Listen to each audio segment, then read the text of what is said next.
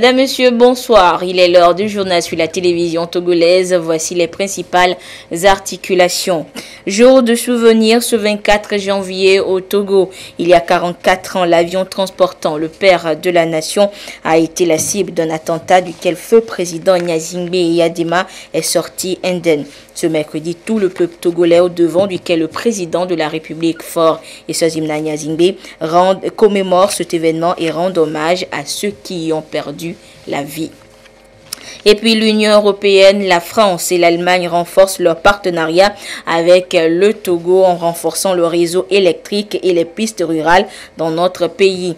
Des conventions de prêt et de dons viennent confirmer cet engagement. À découvrir dans cette édition. Commémoration de l'attentat de Sarakawa ce 24 janvier. Il y a 44 ans, aujourd'hui, le père de la nation a failli perdre la vie à Sarakawa dans un attentat parce qu'il défendait la cause du pays. Feu président Gnassingbé Eyadema n'est pas mort dans cet attentat. Cependant, certains compatriotes y ont perdu leur vie. Et c'est en l'honneur de ceux-ci que chaque 24 janvier, des cérémonies sont organisées sur le lieu du crash. Et cet après-midi, c'est le chef de l'État Faure Essozimna Gnassingbé qui a présidé la cérémonie de dépôt de gerbes sur le lieu du crash.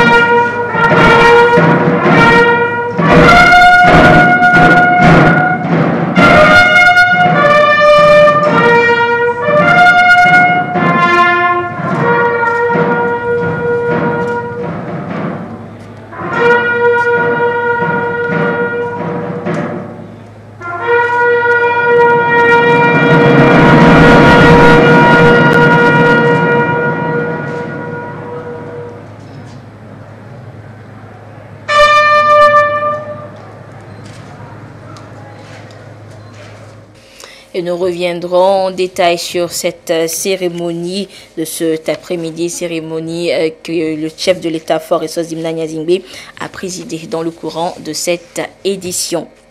Et à Lomé aussi, on s'est souvenu de ceux qui ont payé de leur vie le prix de la lutte pour l'autonomie économique du Togo. C'est le ministre Yark Damhan qui a présidé les cérémonies à la place des martyrs au nom du chef de l'État. Le compte rendu avec Pierre Soussoupa.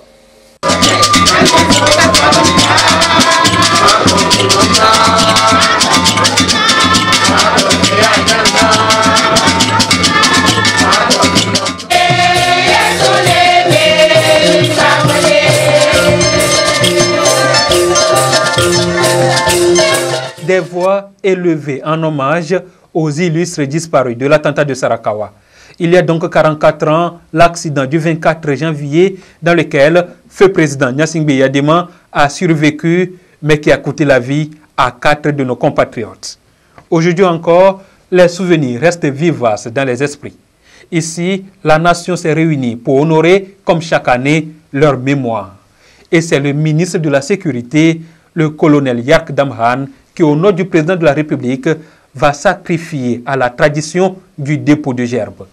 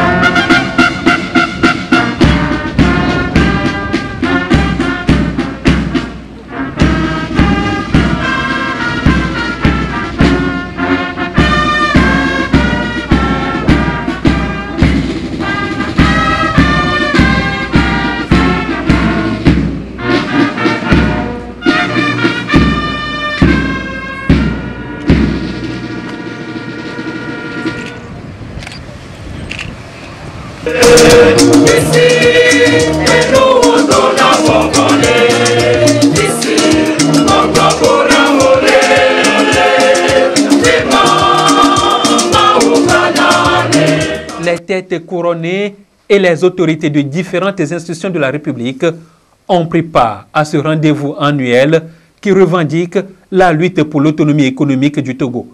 Et l'un des corollaires de cette lutte est bien évidemment la nationalisation de la principale industrie extractive du pays, devenue la NSPT, la nouvelle société de phosphate du Togo, ressentie par les forces vives de la nation comme une bouffée d'oxygène. Dynamique poursuivie par le président de la République, Faure Gnassingbé, qui accentue la modernisation du Togo dans divers secteurs avec un regard particulier sur la promotion de la paix et la cohésion nationale.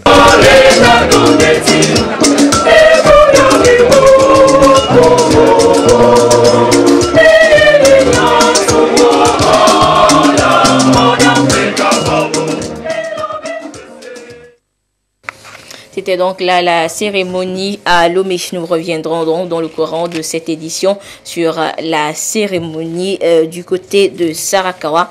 Nous reviendrons donc dans le courant de cette édition.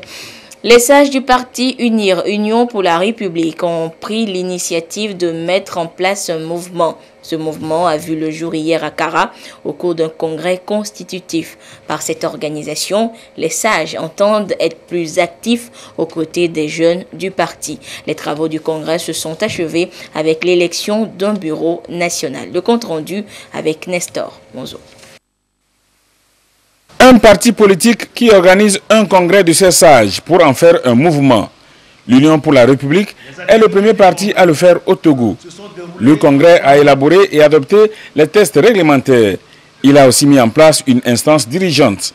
Celle-ci est composée de 11 membres. Ce bureau a à sa tête le professeur Charles Kondi Agba qui mesure la tâche qui attend son équipe. C'est beaucoup de travail. D'abord, la nouveauté du mouvement, ça n'existait pas avant. Même si ici et là nous avions des conseils des sages, c'est la première fois que nous prenons tous les sages pour lancer un mouvement. Donc je mesure la tâche que ça va être. Les sages seront comme un appoint. À tout moment, s'il y a quelqu'un problème que notre parti connaît, on peut nous consulter et nous apporterons notre contribution. Et c'est une réserve d'expérience. Tous ces anciens qui ont toujours été dans la mouvance présidentielle savent ce qu'ils ont pu faire pour la vie de ce pays. Donc ils déclarent aujourd'hui, dans ce mouvement, qu'ils sont disponibles. Chaque fois qu'on leur fera appel, ils pourront prendre cette expérience et la mettre au service du parti et de la nation. Les congressistes ont adressé une motion de soutien au chef du parti Union pour la République.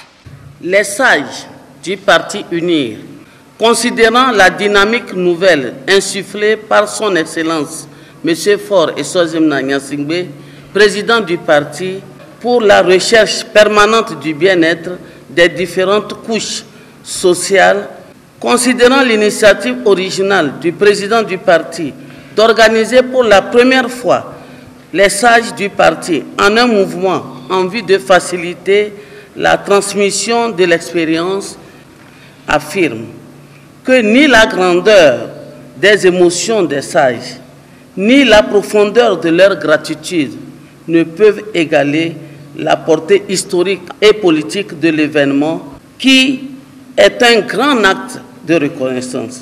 Reconnaissent qu'au-delà de l'émotion et du symbole, l'initiative et les résultats de ce congrès sont une invite du président du parti à la remobilisation, à la redynamisation des militants expérimentés et aguerris que sont les sages. Les sages apportent leur caution totale et sans équivoque à la vision politique du chef de l'État et adhèrent pleinement à toutes ces actions multiformes. Expriment leur soutien indéfectible à son Excellence, Monsieur le Président de la République, pour tous ses efforts louables dans la gestion pacifique de la situation difficile que traverse le pays et ses initiatives salvatrices en faveur du développement, de la préservation de la paix sociale et de la cohésion nationale. Le représentant du président du parti UNIR a apprécié le dévouement des congressistes par la pertinence de leurs apports. Pour lui, ce congrès des sages est une belle leçon d'engagement et de militantisme et il a aussi atteint les objectifs qui lui ont été assignés. Les résultats auxquels nous sommes parvenus répondent bien aux préoccupations que nous avons exprimées au début de nos travaux, à savoir scruter les canaux réels d'une meilleure participation des sages à la vie du parti et de doter leur mouvement d'organes de direction formelle et structurée. Ces choses faites. Ces résultats auxquels nous sommes parvenus retiennent toute notre attention car ils répondent réellement aux préoccupations exprimées par notre grand parti lors de son premier congrès statutaire. Nous nous félicitons particulièrement de la prise en compte des grandes orientations définies par le président du parti, son Excellence, M. Faure Essossim Nyassingbe. Ces orientations doivent imprimer une vague novatrice à l'approche de la gouvernance du parti. C'est pourquoi le représentant du président du parti a remercié tous les participants pour le travail accompli au cours du congrès. L'Agence française de développement, l'Union européenne et l'Allemagne, à travers la Banque allemande de développement, renforcent leur partenariat avec notre pays, le Togo. Les accords de prêt et de dons ont été signés hier entre ces trois partenaires techniques et financiers et le ministère de l'économie et des finances. Ces financements permettront d'étendre les réseaux électriques de la ville de Lomé et de renforcer le réseau des pistes rurales dans les zones de production du coton, du café et du cacao. Kwasi Glé et Carmen Madjé à CAC pour des précisions. L'Union européenne, l'Agence française de développement AFD et l'Allemagne à travers la Banque allemande de développement KfW réaffirment leur engagement à accompagner le Togo dans son processus de développement. Un montant global de 58 millions d'euros, soit environ 40 milliards de francs CFA, vient d'être mis à la disposition de l'État togolais sous forme de prêts concessionnels avec un taux d'intérêt de 1,2% et de subventions. Ces apports financiers vont permettre au Togo de réaliser le projet d'extension du réseau électrique de Lomé et de réhabiliter les pistes rurales dans les zones de production du coton, du café et du cacao et partant améliorer les conditions de vie des populations. Je me réjouis de savoir d'une part qu'il s'agit d'un accompagnement de la mise en œuvre de la politique du gouvernement du Togo et d'autre part de savoir qu'il s'agit d'une initiative européenne aux côtés de la France et de l'Union européenne. Pour moi, comme ambassadeur d'Allemagne, c'est un jour exceptionnel parce que c'est vraiment le lendemain du 55e anniversaire du traité de l'Élysée qui a vraiment scellé l'amitié entre la France et l'Allemagne. La contribution allemande au projet de réhabilitation et d'extension du réseau de distribution d'électricité au Togo s'inscrit dans le cadre de l'initiative Mutual Reliance Initiative de la KfW et de l'Agence française de développement. Le projet d'extension du réseau électrique de Lomé est cofinancé par un prêt de l'AFD, une subvention de l'Union européenne déléguée à l'AFD et une subvention de la KfW. Le deuxième projet est une convention de soutien à l'amélioration des pistes rurales. Elle facilitera également le déplacement des populations et permettra un meilleur accès aux services de base. Ce prêt de l'AFD de 10 millions d'euros vient en complément du financement de 17 millions déjà signé en décembre 2016 avec la coopération allemande. L'Union européenne, dans le cadre de sa coopération avec le gouvernement pour la période 2014 à 2020, met un accent particulier sur le secteur de l'énergie afin de faciliter l'accès des populations à l'énergie.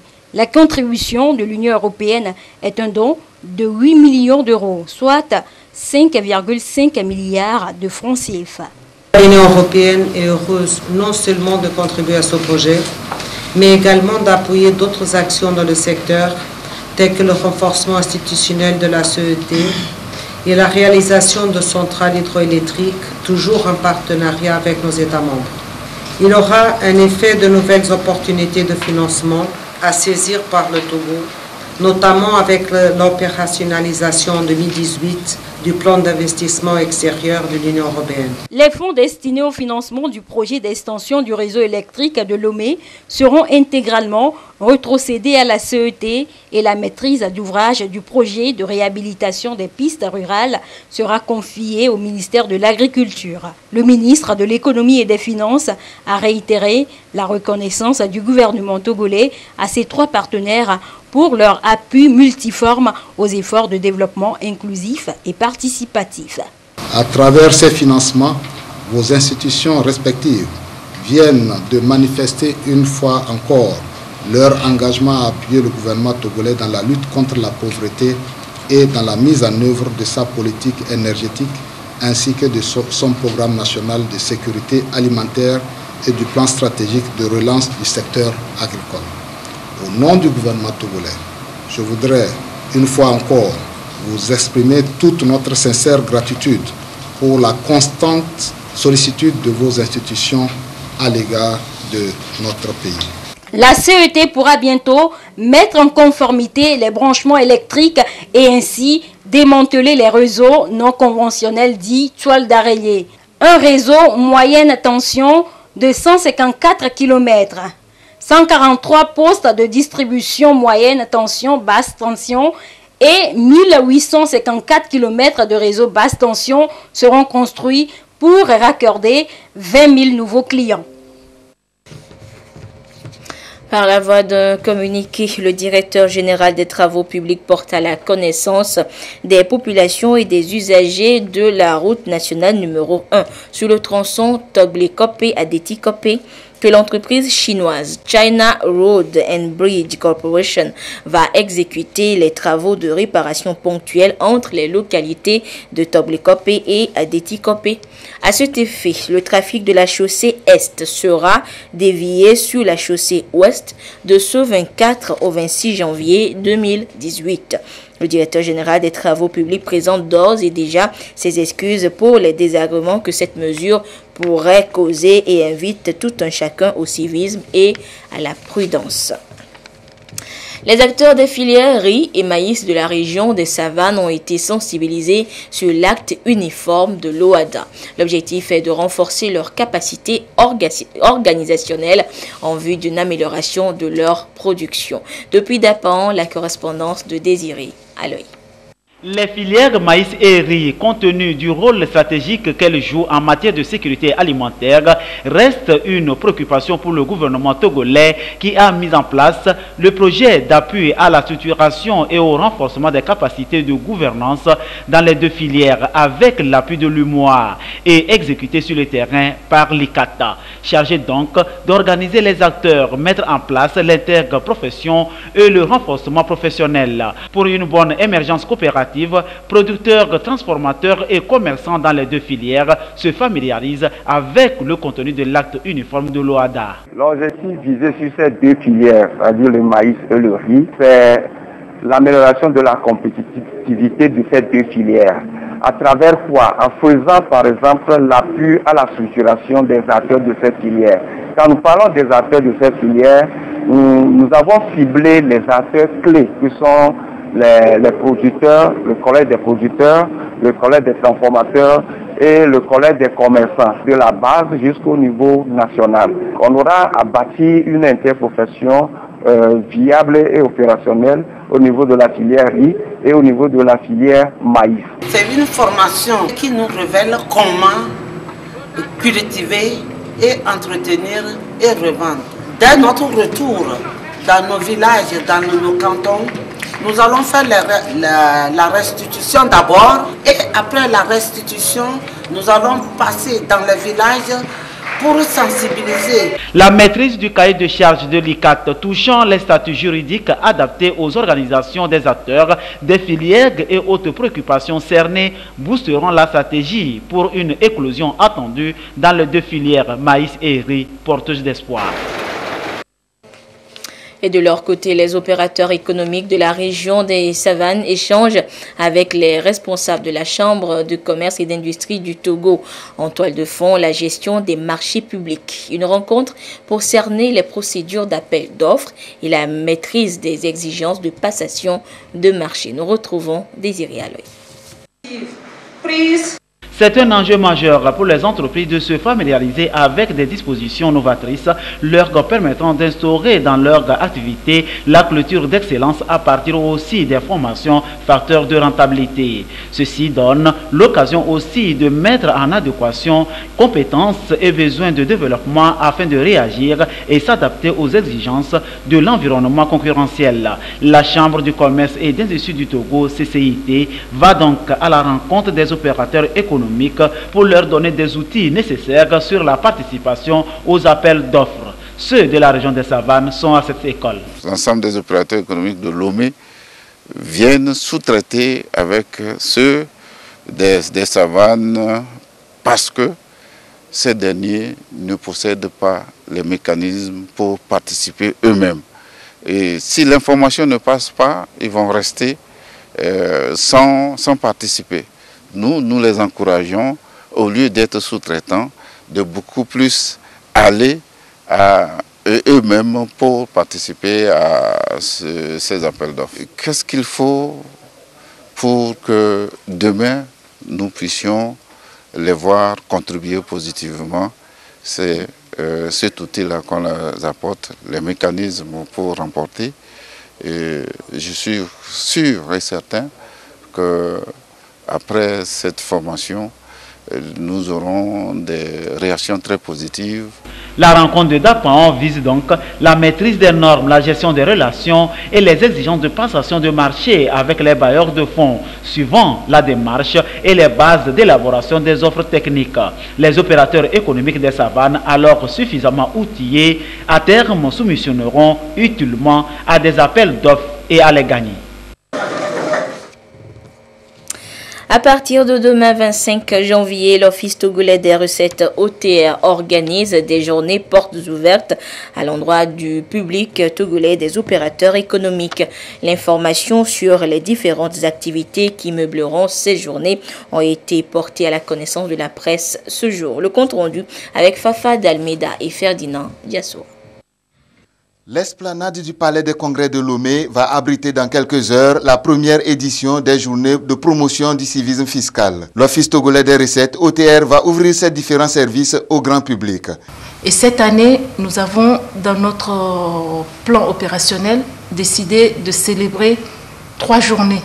3 journées au civisme fiscal où nous allons primer les meilleurs contribuables, ceux qui ont les meilleures relations avec nous, ceux qui appliquent la loi, ceux qui payent à temps. Ce que nous visons à travers cette journée, c'est sensibiliser davantage les contribuables et la population sur le rôle de l'impôt dans la société, sur pourquoi payer l'impôt, qu'est-ce que l'impôt, pourquoi le payer et à quoi il sert. Donc à travers ces contribuables exemplaires que nous allons récompenser, nous voulons inviter les autres contribuables et au-delà toute la population togolaise à avoir un comportement exemplaire vis-à-vis de l'impôt. Plusieurs activités sont inscrites au programme, notamment des conférences débats, des rencontres B2B ainsi que des expositions. Des activités qui permettront non seulement à l'Office togolais des recettes de mieux se rapprocher des contribuables, mais aussi des opérateurs économiques. Ils pourront également se faire établir sur place des pièces fiscales, notamment la carte d'opérateur économique et le quitus fiscal. Durant les 3 journées, nous aurons d'abord des portes ouvertes où nous allons exposer sur les procédures fiscales, les procédures douanières, nos activités, ce que nous faisons pour mieux faire connaître l'office et mieux faire connaître les impôts et la douane.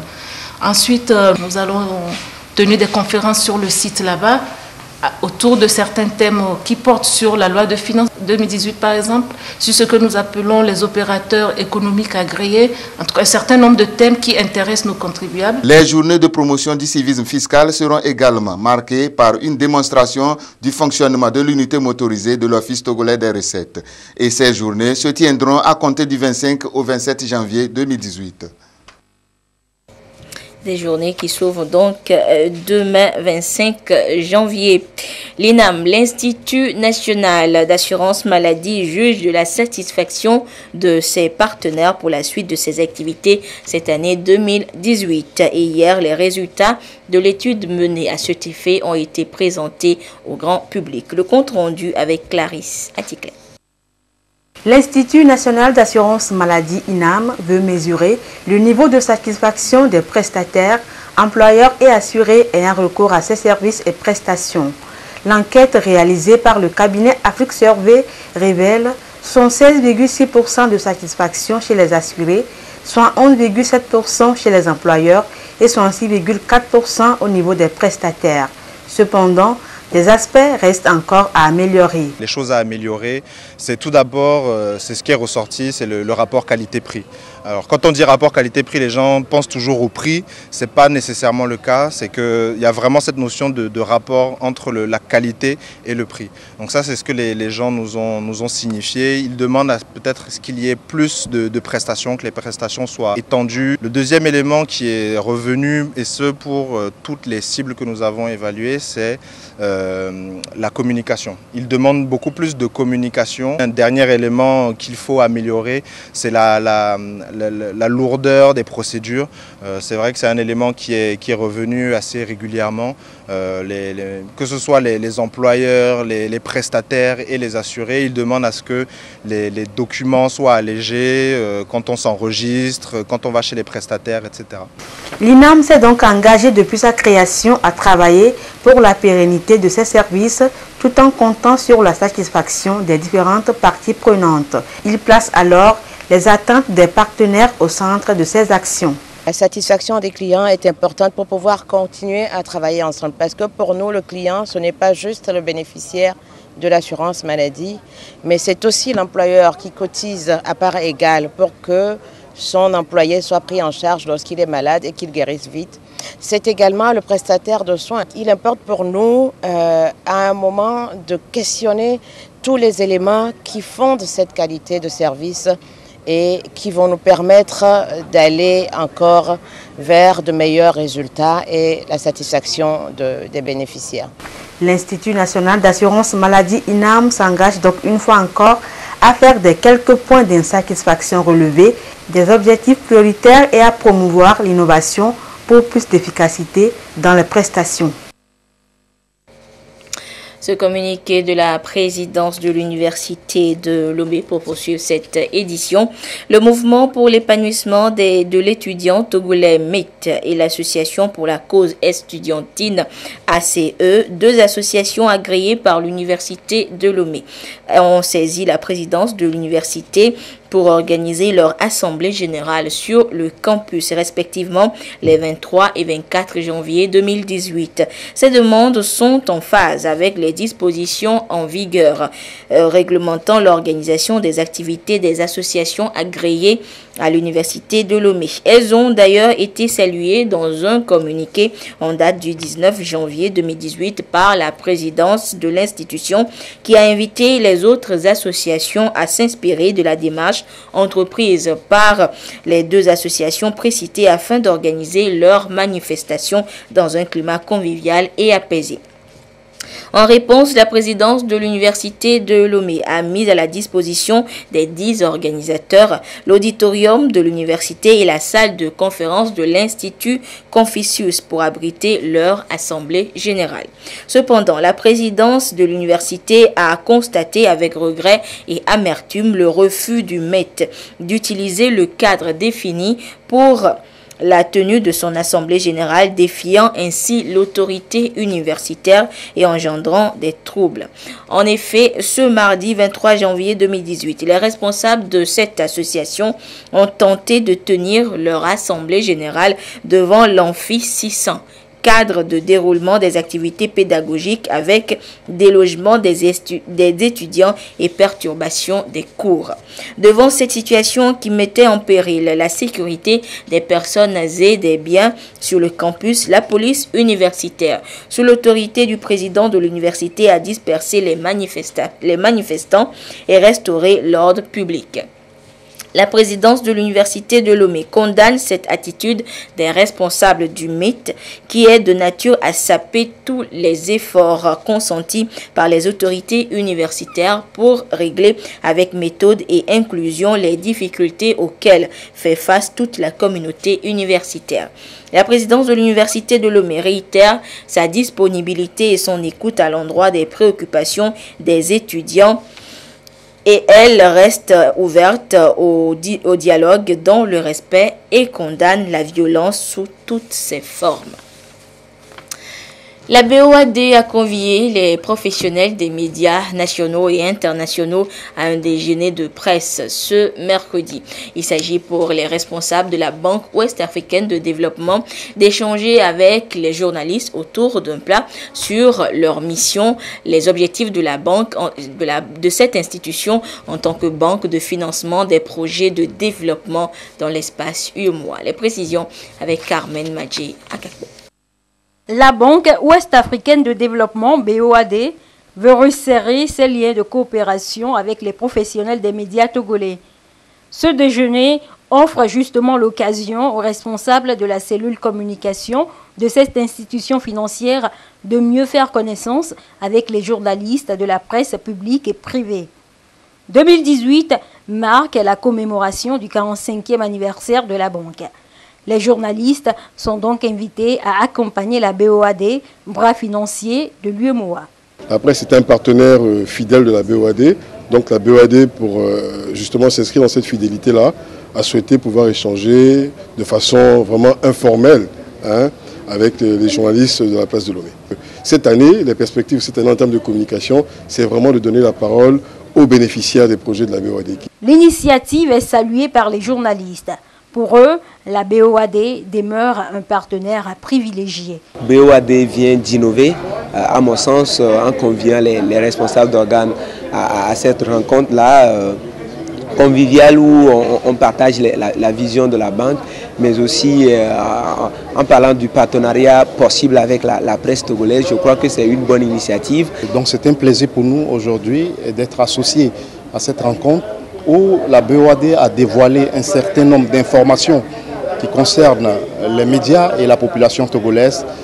Nous pensons qu'il est intéressant que la BOAD soit beaucoup plus visible sur le terrain, de voir ce travail qui est fait et qui est apprécié par les populations. En 45 ans, la Banque ouest-africaine de développement, BOAD, a financé plus de 1000 projets dans les 8 pays de l'UEMOA pour un développement plus inclusif des États membres de cet espace.